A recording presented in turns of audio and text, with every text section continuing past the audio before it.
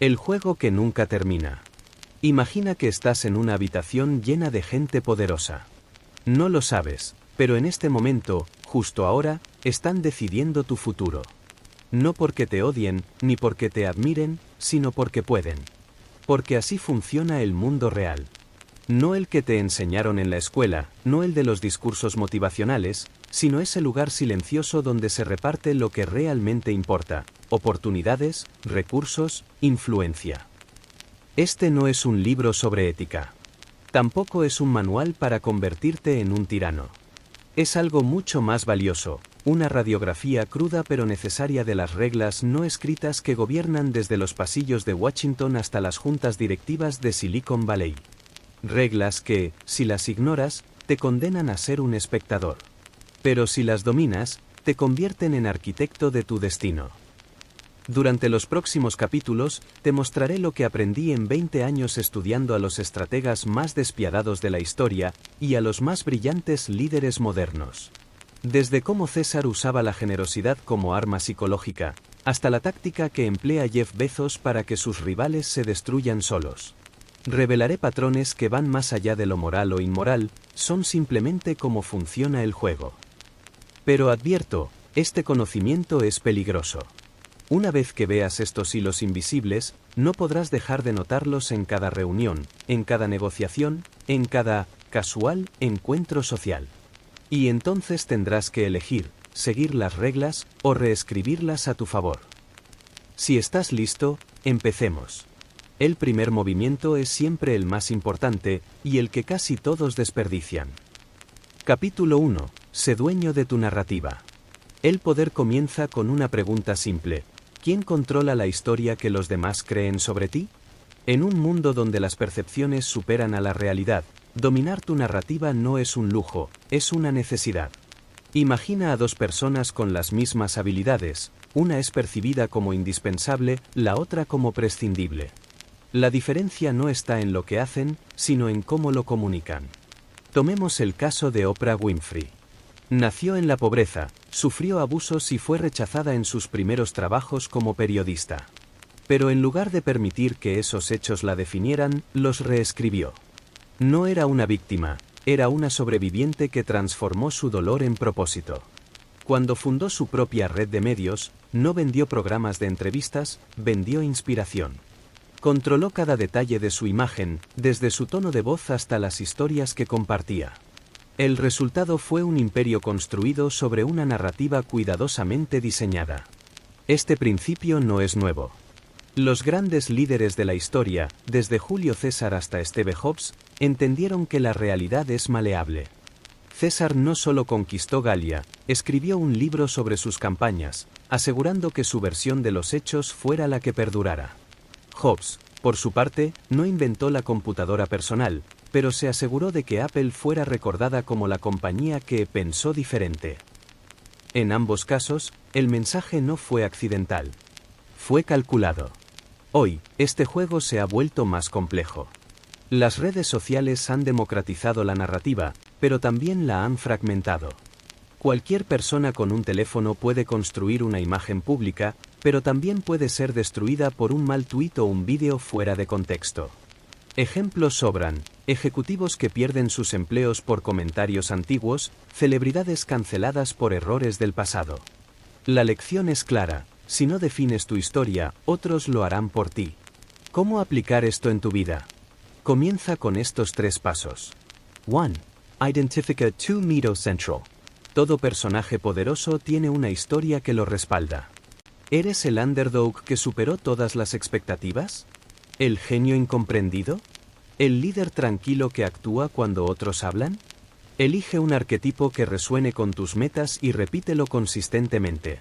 Elon Musk no es solo un empresario, es el visionario que lleva a la humanidad a Marte. Esa narrativa atrae inversionistas, empleados leales y cobertura mediática favorable. 2. Controla los símbolos. Las palabras importan, pero los símbolos son aún más poderosos. Mark Zuckerberg usa camisetas grises no por modestia, sino para reforzar su imagen de enfoque ascético. Angela Merkel, durante años, vistió trajes de colores sólidos, proyectando estabilidad en medio del caos político. Tus gestos, tu vestuario, incluso tu silencio, son parte de tu narrativa. 3. Responde antes de que te pregunten. La mejor defensa es un relato ofensivo. Cuando Sheryl Sandberg publicó Leanin, no estaba solo dando consejos, estaba definiendo su legado antes de que otros lo hicieran. Si tienes un pasado complicado, sé tú quien lo aborde primero, en tus términos. La transparencia estratégica desarma a los críticos. Pero cuidado, este juego tiene riesgos. Construir una narrativa falsa y es insostenible.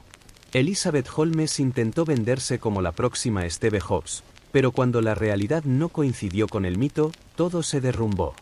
La autenticidad no significa revelarlo todo, significa seleccionar qué partes de tu verdad son relevantes para tus objetivos.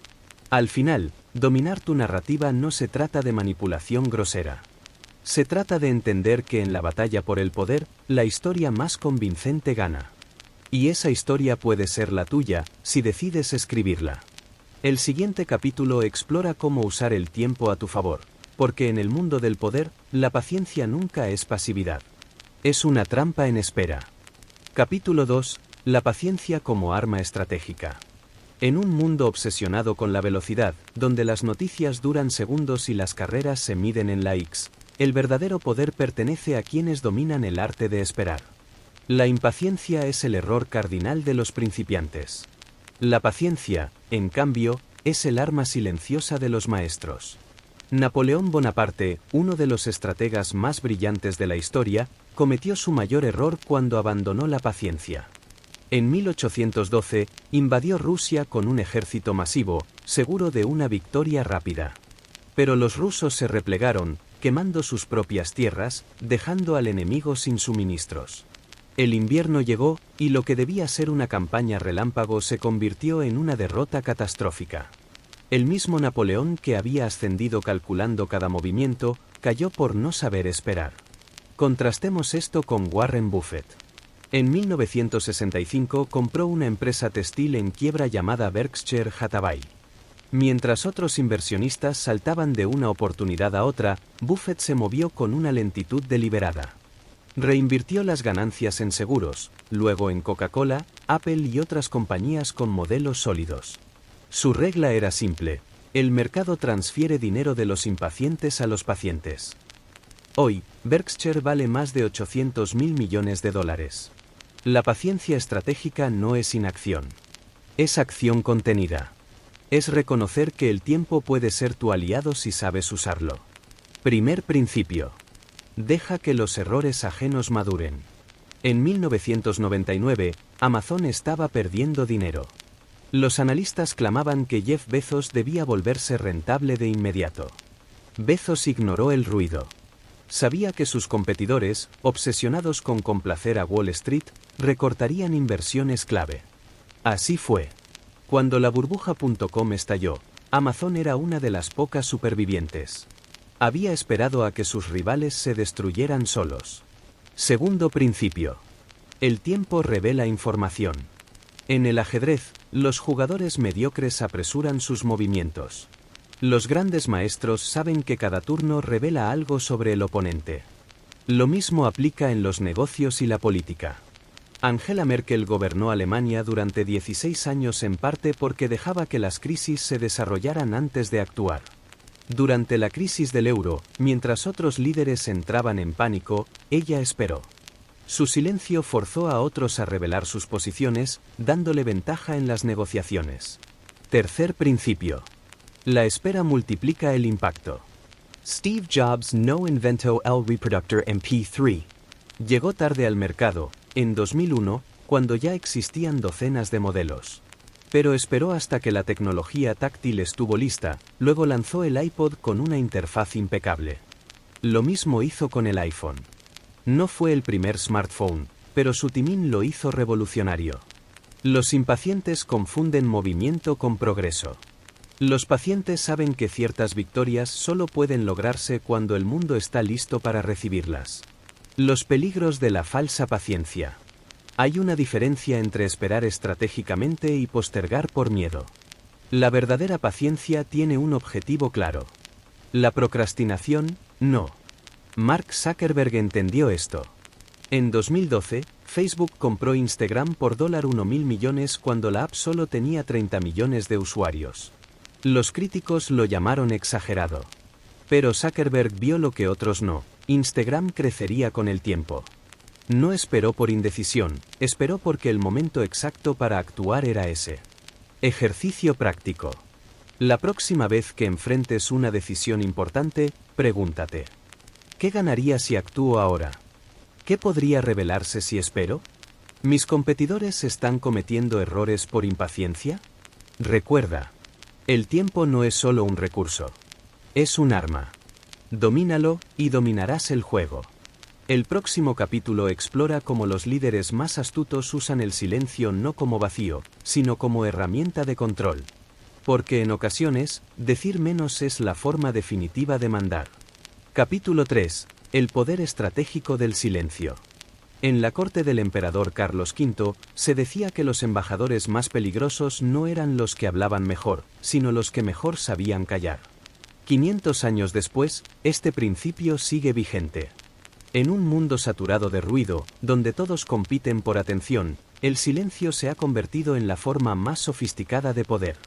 Tim Cook, CEO de Apple, es el heredero moderno de esta tradición. Mientras otros ejecutivos inundan las redes con declaraciones, Cook mide cada palabra. En 2016, cuando el FBI exigió que Apple desbloqueara el iPhone de un terrorista, Cook podría haber dado discursos emotivos. En cambio, publicó un comunicado sobrio de 700 palabras y dejó que el documento hablara por sí mismo. El resultado: ganó el debate sin parecer defensivo. Su silencio posterior fue aún más elocuente. Primera ley: el silencio como escudo. En 1956, el cardenal argentino Manuel Arteaga fue presionado por el gobierno militar para apoyar públicamente su régimen. En lugar de negarse o aceptar, simplemente dejó de hablar. Durante años, su mutismo se convirtió en un símbolo de resistencia más poderoso que cualquier discurso. Hoy, esta táctica sigue siendo efectiva. Cuando los tabloides británicos acosaban a Keira Knightley con preguntas invasivas, ella dejó de conceder entrevistas por una década. Su carrera no sufrió, al contrario, su aura de misterio creció. Segunda ley: el silencio como arma psicológica. Los negociadores profesionales usan esta técnica con precisión quirúrgica. Chris Bass, ex negociador del FBI, relata cómo en secuestros, hacer la pregunta correcta y luego callarse era clave. El primer que habla pierde, explica. En 2019, ejecutivos de Disney aplicaron esto durante las negociaciones para comprar Century Fox. Mientras Rupert Murdoch hablaba de plazos y condiciones, los representantes de Disney permanecían en silencio tras hacer sus ofertas. La incomodidad resultante hizo que Fox aceptara términos más favorables. Tercera ley: el silencio como herramienta de percepción. Niccolo Machiavelli observó que los príncipes que hablaban menos inspiraban más respeto. Un estudio del MIT lo confirma: en reuniones ejecutivas, quienes hablan el 20% del tiempo son percibidos como 30% más competentes que quienes dominan el 80% de la conversación. Satya Nadella transformó Microsoft aplicando este principio. Al llegar como CEO en 2014, en lugar de anunciar grandes cambios, pasó meses escuchando. Cuando finalmente actuó, cada movimiento parecía inevitable. Los riesgos del silencio mal aplicado. El mutismo solo es poderoso cuando es intencional. El silencio por indecisión o miedo se lee como debilidad. Theresa May perdió credibilidad durante el Brexit no por hablar demasiado, sino por usar pausas vacías en lugar de respuestas calculadas. Ejercicio práctico. En tu próxima reunión importante, haz la pregunta clave y luego cuenta mentalmente hasta 7 antes de hablar nuevamente. Antes de responder a una provocación, practica la fórmula pausa-reflexión-respuesta breve. Elimina muletillas, a, o, sí. Cada palabra innecesaria diluye tu poder. El silencio estratégico no es vacío. Es el lienzo sobre el que pintas tu influencia. Domínalo, y controlarás algo más valioso que las palabras: la percepción de quienes te rodean. En el próximo capítulo, descubrirás cómo los líderes más efectivos convierten la información en ventaja, porque en la era digital, el conocimiento no es poder, el poder está en saber qué hacer con él. Capítulo 4. La economía de la información. En 2013, un empleado de nivel medio de la NSA llamado Edward Snowden desencadenó el mayor escándalo de vigilancia de la historia moderna con un simple acto. Tomó información que otros subestimaban y comprendió su valor real. Este episodio ilustra una verdad fundamental. En el juego del poder, la información no es solo útil, es la moneda más valiosa que existe. Pero como cualquier moneda, su valor no está en poseerla, sino en saber intercambiarla.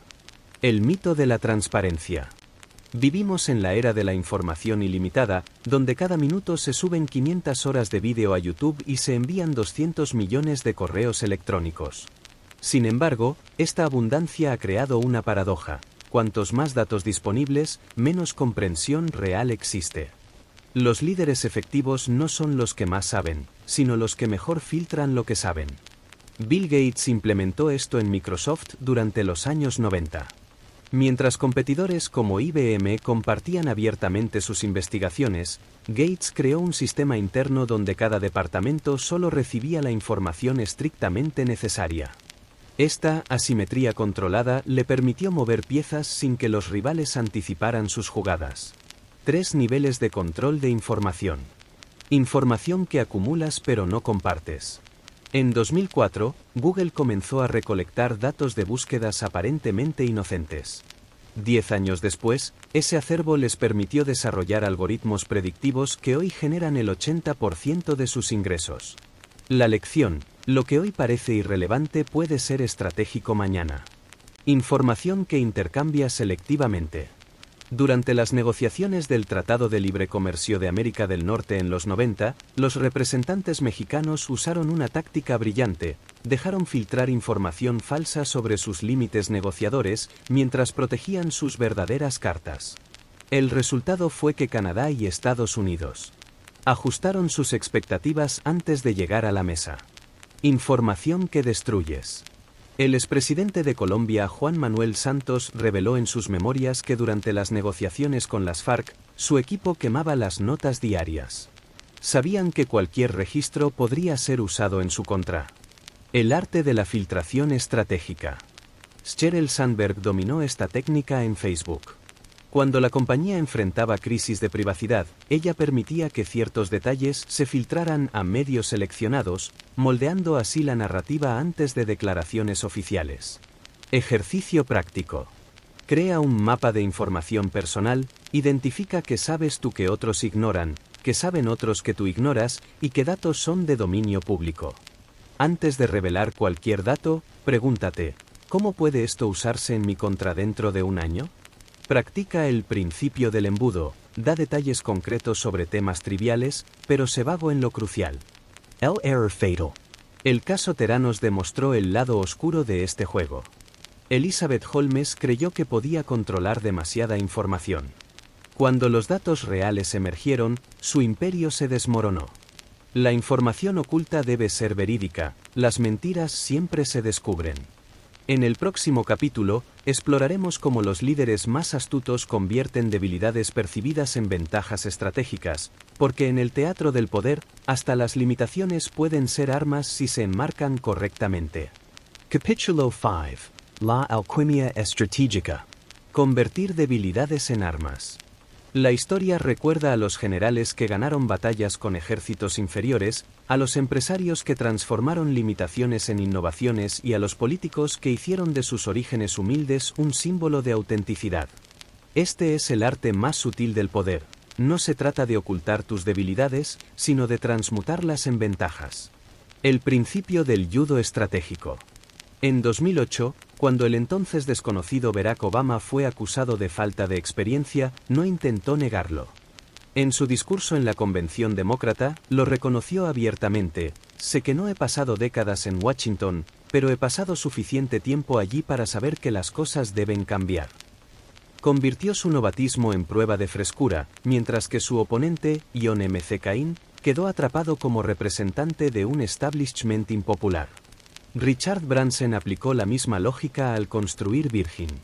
Como disléxico que abandonó la escuela a los 16 años, jamás podría competir con los ejecutivos pulidos de British Airways. En lugar de imitarlos, hizo de su estilo informal y rebelde su marca registrada. Sus limitaciones se volvieron su distintivo. 3 tácticas de transmutación. La conversión pública. Cuando Starbucks enfrentó críticas por ser demasiado caro, Howard Schultz no redujo precios. Replanteó el debate: no vendemos café, vendemos una experiencia. El alto precio dejó de ser un defecto para ser señal de exclusividad. El marco de referencia. En los 60, los Volkswagen Beetle eran considerados feos y pequeños frente a los autos americanos. ¿La solución? Una campaña que decía: piensa en pequeño. Lo que era desventaja se volvió virtud durante la crisis petrolera. La confesión selectiva. Cuando Microsoft fue acusado de tener software vulnerable, Bill Gates lanzó la campaña Trustworthy Computing, admitiendo fallas mientras posicionaba a la compañía como líder en transparencia. Fue más efectivo que cualquier negación. Casos de estudio contemporáneos. Elon Musk y su autismo como superpoder. En lugar de ocultar su neurodivergencia, la enmarca como fuente de pensamiento disruptivo. Zara y su falta de inventario, lo que podría ser un problema logístico, se vende como colecciones exclusivas que vuelan de las tiendas. Ejercicio práctico. Haz una lista de tus 3 mayores debilidades percibidas. Para cada una, diseña 3 narrativas alternativas que las presenten como ventajas ocultas, fuentes de autenticidad, respuestas a necesidades del mercado. Identifica un caso histórico donde alguien transformó una limitación similar en fuerza. La trampa a evitar. Esta estrategia falla cuando la debilidad es éticamente inaceptable. Ejemplo: fraudes. La reinterpretación no es creíble. Se usa como excusa para no mejorar. El poder de la vulnerabilidad calculada. Brené Brown investigó cómo los líderes efectivos usan vulnerabilidades estratégicas para generar conexión. La clave está en revelar lo suficiente para ser humano, pero no tanto para parecer débil. En el próximo capítulo, desentrañaremos cómo los arquitectos del poder construyen redes de influencia que funcionan como sistemas inmunológicos, protegiéndoles y atacando amenazas sin que ellos muevan un dedo. Porque en última instancia, el poder real no reside en lo que puedes hacer, sino en lo que puedes hacer que otros hagan por ti. Capítulo 6. El arte de la guerra social. El poder no se ejerce en el vacío. Es un campo de batalla invisible donde las alianzas, rivalidades y reputaciones se tejen en tiempo real. Quienes dominan este arte no necesitan imponerse por la fuerza, hacen que el sistema trabaje para ellos mientras sus rivales caen solos. El caso de estudio definitivo: la caída de Travis Kalanick, Uber. En 2017, el entonces CEO de Uber parecía imparable. Había destruido regulaciones, ignorado protestas y construido un imperio global. Pero cometió un error fatal: subestimó la guerra social. Mientras Kalanick se enfocaba en ganar mercados, sus ejecutivos filtraron historias sobre su toxicidad a The New York Times. Los inversores clave formaron una coalición secreta. Los medios amplificaron cada escándalo. Resultado: fue expulsado de su propia empresa sin necesidad de un golpe violento. El sistema lo aisló hasta volverlo insostenible. Las 3 armas de la guerra social. 1. La economía de favores. En las cortes del Renacimiento, los favores eran moneda dura. Hoy siguen siéndolo, pero con nuevos códigos. Ejemplo moderno: Reid Hoffman, Lincoln, opera como nodo central en Silicon Valley. Sus favores, introducciones, inversiones ángel, crean obligaciones que luego moviliza. Táctica aplicable. Haz 3 favores clave por mes a personas en ascenso, no solo a quienes ya tienen poder. Nunca cobres directamente, deja que la deuda moral trabaje por ti. 2. La destrucción por proxy. Los maestros nunca atacan directamente. En 2015, cuando Amazon quiso debilitar a The Washington Post, propiedad de Bezos, usó Twitter. Bots amplificaron críticas sobre sus reportajes hasta dañar su credibilidad. ¿Cómo usarlo éticamente? Identifica puntos de presión naturales de tu rival. Ejemplo: un competidor con mal servicio al cliente. Refuerza esa narrativa con datos objetivos, no mentiras. 3. El juicio de los pares. Todo poder depende de lo que el círculo relevante opine de ti. En 2020, los fondos de inversión expulsaron a Adam Neumann, WeWork, no por sus pérdidas, sino porque se volvió el hazmerreír de su ecosistema. Ejercicio de autodefensa. Mapea a las 10 personas cuyo juicio define tu reputación. Cultiva al menos 2 relaciones íntimas en ese grupo. Casos de estudio históricos. Benjamin Franklin convertía enemigos en aliados pidiéndoles préstamos de libros, activaba psicología de compromiso. Cleopatra usó banquetes y símbolos, no discursos, para reposicionarse como diosa ante Roma. La trampa mortal. La guerra social falla cuando te vuelves demasiado dependiente de un grupo, ejemplo. Ejecutivos que solo saben operar en una empresa. Confundes popularidad con poder real, las redes sociales son espejismos. Protocolo de guerra moderna. Cartografía social, dibuja un mapa de poder de tu entorno, quién influye en quién. Armas blandas, usa elogios públicos, favores indirectos y asociaciones simbólicas. Retirada táctica, si el conflicto es inevitable, haz que otro lo lidie, ejemplo. Reguladores, medios. Estadística clave. El 68% de los CEOs destituidos, Harvard Study, cayeron por fracasos sociales, no operativos. Capítulo 7. La geometría del poder. Construcción y manipulación de redes de influencia. El poder nunca es un fenómeno aislado, es una red invisible de conexiones, favores y obligaciones mutuas. Los líderes más efectivos no son necesariamente los más fuertes o inteligentes, sino aquellos que entienden cómo posicionarse en los nodos estratégicos de esta red. El mito del genio solitario.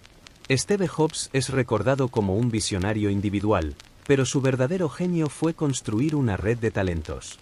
Cuando regresó a Apple en 1997, su primer movimiento fue negociar una inversión de 150 millones de Bill Gates, su antiguo rival. Este acto demostró una comprensión profunda: en el poder no existen enemigos permanentes, solo intersecciones de interés temporales. Las 3 leyes de las redes de poder. 1. La ley de los puentes débiles. El sociólogo Mark Granovetter descubrió que las oportunidades más valiosas no vienen de nuestros contactos cercanos, sino de conocidos secundarios. Reid Hoffman, cofundador de LinkedIn, aplicó esto al crear una plataforma que capitaliza precisamente estas conexiones intermedias. Ejercicio práctico. Identifica 3 personas en tu red periférica, contactos de contactos, que podrían abrir puertas inesperadas. Establece un punto de contacto estratégico con cada una en los próximos 30 días. 2. La ley de la deuda social. En las cortes renacentistas, los nobles mantenían libros detallados de favores dados y recibidos. Hoy, las transacciones son menos explícitas pero igualmente vitales.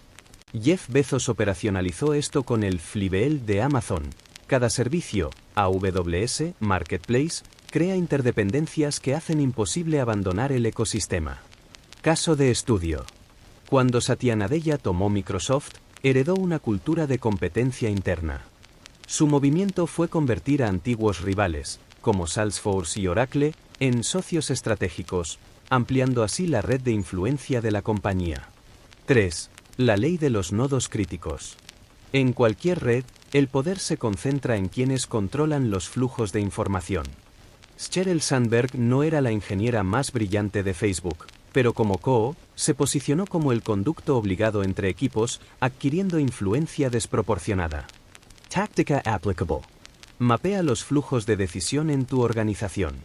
Identifica 2 a 3 puntos donde la información se congestiona. Posiciónate como facilitador, no cuello de botella, de esos procesos. El error fatal. La red como fin. Las redes se pudren cuando se vuelven autorreferenciales. La caída de Elizabeth Holmes ilustra esto. Su círculo estrecho de influyentes, Kissinger, Mattis, le dio credibilidad inicial, pero la falta de voces disonantes aceleró su descenso. Ejercicio de reinicio de red. Purga anual. Elimina conexiones que ya no generan valor mutuo. Inyección de diversidad. Busca deliberadamente perspectivas fuera de tu burbuja. Prueba de estrés. Imagina cómo respondería tu red ante una crisis profesional. El futuro de las redes. Las IA están redefiniendo las dinámicas de influencia.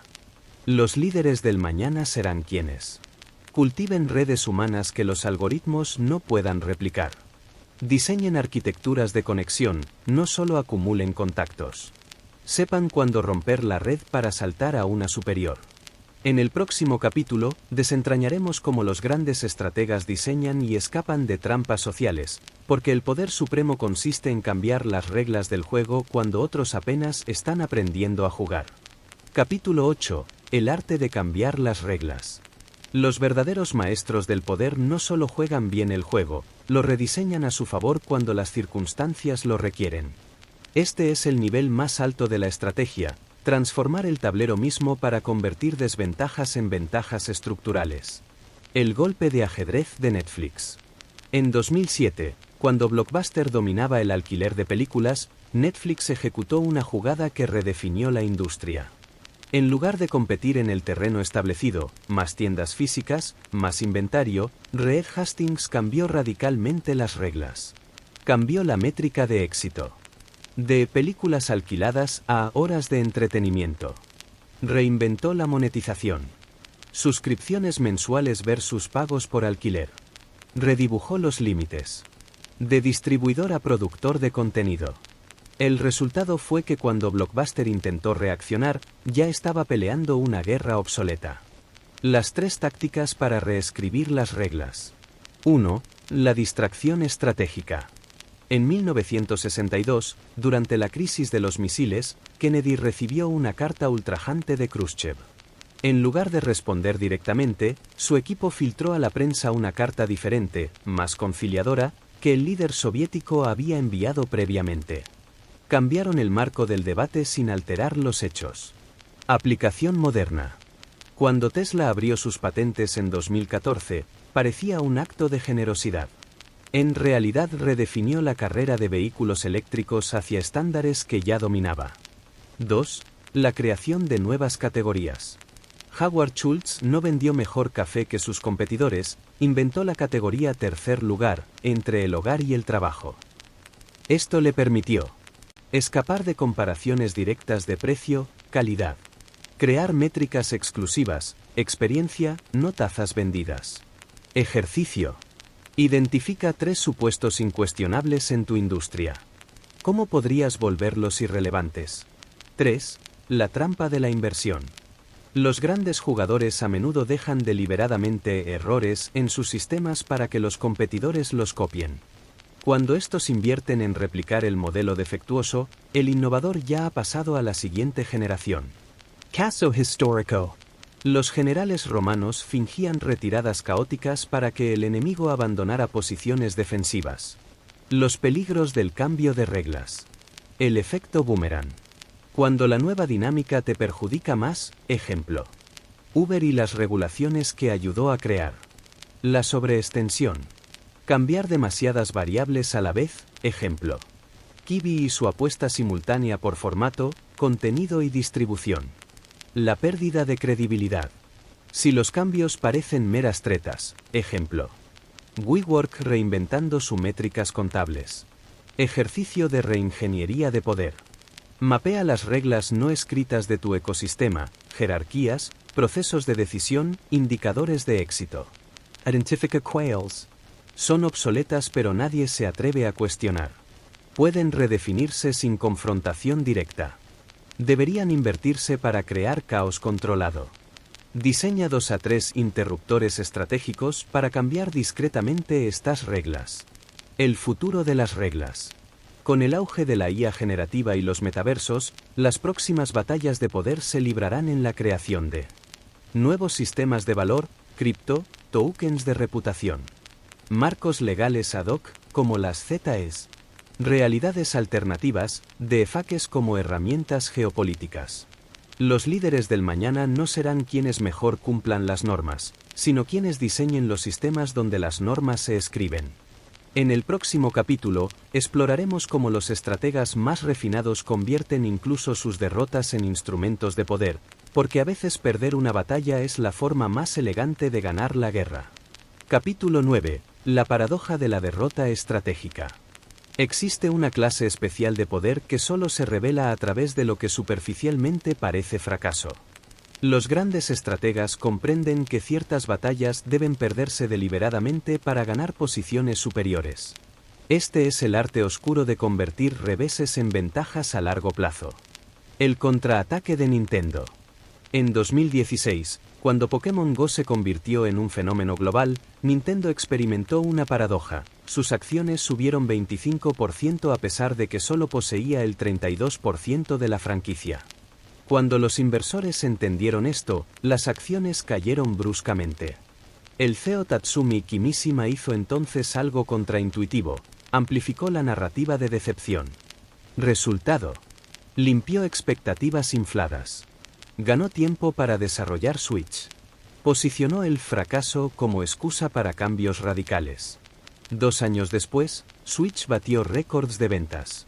La aparente derrota había sido un movimiento calculado. Las 3 dimensiones de la pérdida estratégica. 1. La retirada como arma. En 1940, Churchill enfrentó un dilema. Evacuar Dunkirk parecía una humillación, pero insistir en combatir hubiera sido un suicidio militar. Al enmarcar la retirada como el milagro de Dunkirk, transformó un desastre táctico en victoria moral que unió al país. Lección moderna. Cuando Microsoft perdió la guerra de los navegadores contra Chrome, redirigió recursos a Azure y ahora domina la nube empresarial. 2. El sacrificio de peones.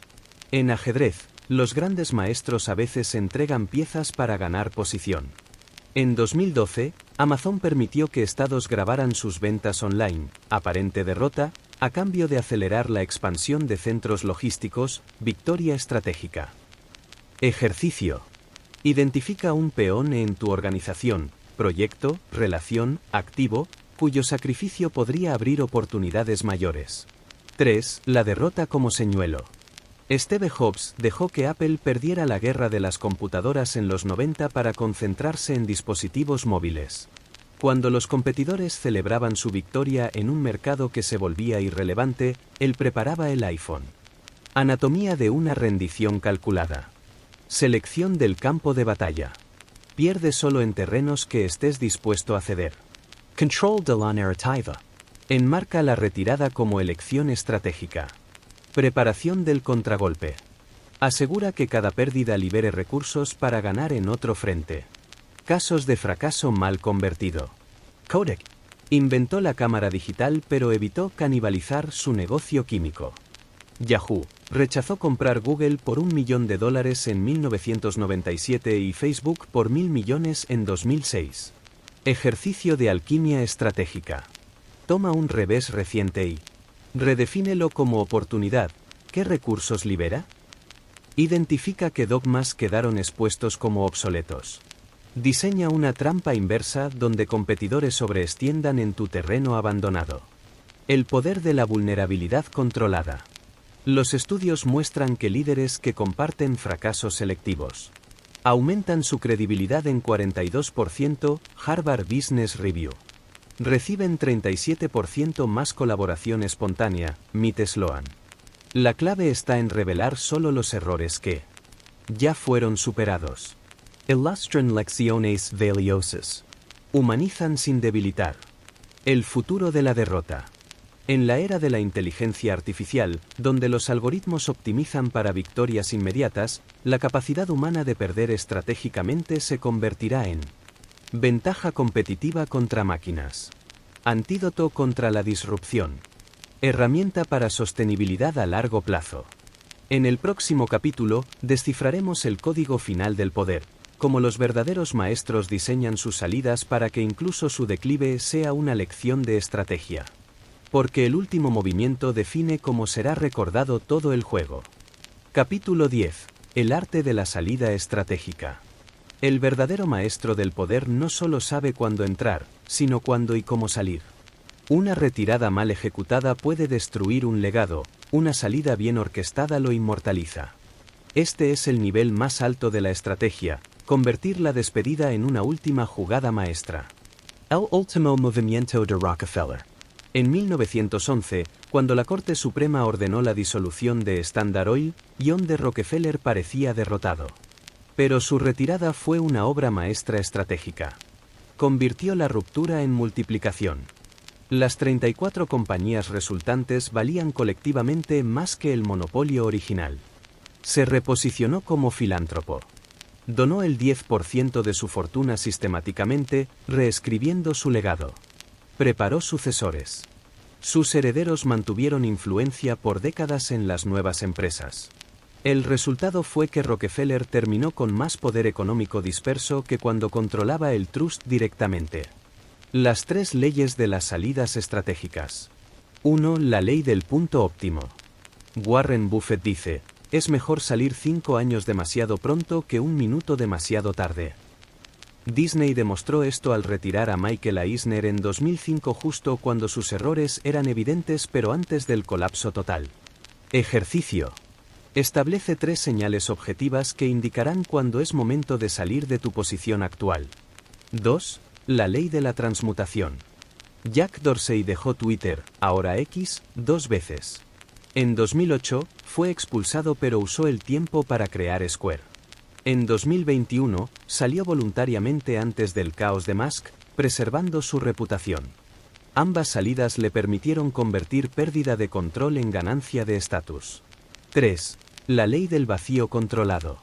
Angela Merkel anunció su retiro con 4 años de anticipación.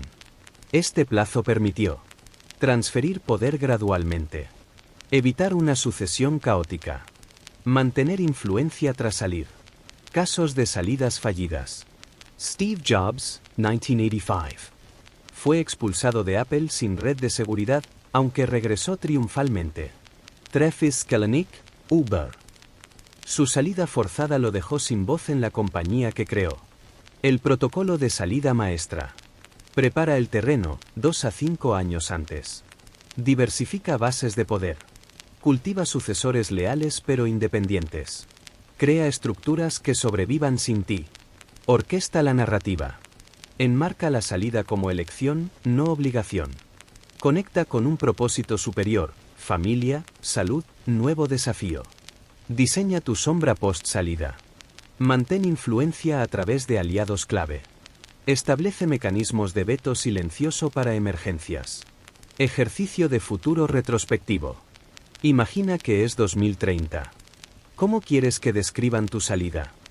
¿Qué errores quieres haber evitado? ¿Qué puertas dejaste abiertas? Ahora trabaja hacia atrás para diseñar el camino. El poder post-mortem. Los verdaderos estrategas extienden su influencia más allá de su salida formal. Fondos patrimoniales, como el de la familia Walton en Walmart. Instituciones con su nombre, Fundación Gates. Sistemas diseñados para perpetuar su visión, Constitución de Estados Unidos. El último secreto. En el ocaso de su carrera, el CEO de Patagonia, Yvon Chouinard, donó la compañía para combatir el cambio climático. Pero la estructura legal elegida. Mantiene control familiar sobre operaciones. Asegura que las ganancias financien sus causas. Bloquea futuras adquisiciones hostiles. Una salida que parece renuncia es en realidad la consolidación definitiva de su legado. Conclusión, la paradoja final del poder. El poder es un espejismo, cuanto más lo persigues directamente, más se aleja. Los verdaderos maestros desde los emperadores romanos hasta los magnates tecnológicos de hoy comprendieron que el control absoluto es una ilusión. La sabiduría estratégica radica en dominar esta paradoja, saber cuándo aferrarse y cuándo soltar, cuándo imponerse y cuándo retirarse, cuándo ser visto y cuándo desaparecer. Hemos recorrido 10 principios fundamentales. La narrativa como cimiento, quien controla la historia controla la realidad. El tiempo como aliado, la paciencia bien calculada supera a la acción precipitada. El silencio como lenguaje, las palabras innecesarias revelan debilidad. La información como moneda, saber qué guardar, qué compartir y qué destruir. La alquimia de las debilidades, transformar limitaciones en distintivos. Las redes como arquitectura invisible, el poder no reside en ti, sino en tu posición dentro del sistema. La reescritura de las reglas, los genios no siguen el juego, lo reinventan. El arte de perder ciertas derrotas son victorias disfrazadas. Las salidas como jugadas finales, el último movimiento define el legado. Pero el 10º principio, el que unifica a todos, es el más contraintuitivo. El poder supremo consiste en saber prescindir de él. Los líderes que perduran desde Marco Aurelio hasta Jacinda Ardern entendieron que el poder acumulado sin propósito se convierte en peso muerto. La influencia verdadera sobrevive a los títulos formales. Los imperios más duraderos son aquellos que se descentralizan inteligentemente. Ejercicio final. Toma estos principios no como un manual para la dominación, sino como un sistema de navegación para leer el mundo. Detectar las corrientes ocultas de poder en tu entorno. Posicionarte estratégicamente, sin convertirte en prisionero de tu propia ambición. Retirarte a tiempo para que tu influencia trascienda tu presencia física. El poder, en su expresión más elevada, no es algo que se tiene, sino algo que se ejerce con tanta sutileza que casi parece no existir. Como el agua que esculpe la roca no por su fuerza, sino por su persistencia discreta. Este no es el fin, sino el comienzo de tu aplicación práctica. Porque las leyes del poder no se aprenden, se viven. Ahora te toca a ti decidir, ¿serás un peón en el tablero de otros o el arquitecto silencioso de tu propio juego? Epílogo. El poder no termina cuando te retiras, se transforma. Los arquitectos supremos entienden que la salida final no es un punto final, sino un punto de inflexión hacia otra forma de influencia. Ahora que has completado este viaje a través de las leyes del poder moderno, recuerda, la verdadera maestría no está en seguir las reglas, sino en saber cuándo reescribirlas, y cuándo pasar la pluma a alguien más, exactamente en el momento preciso.